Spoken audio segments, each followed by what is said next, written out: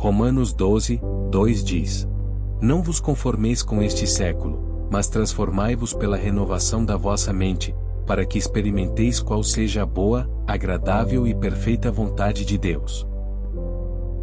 No corre-corre da vida, é fácil se perder naquilo que o mundo diz que você deve ser.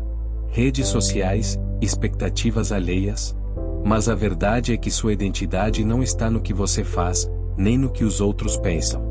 Ela está em quem Deus te criou para ser. Ele te fez único, com um propósito incrível.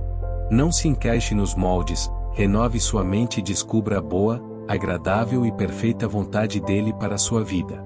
Você é mais do que pensa, você é filho amado. Em Cristo, sua essência é inabalável.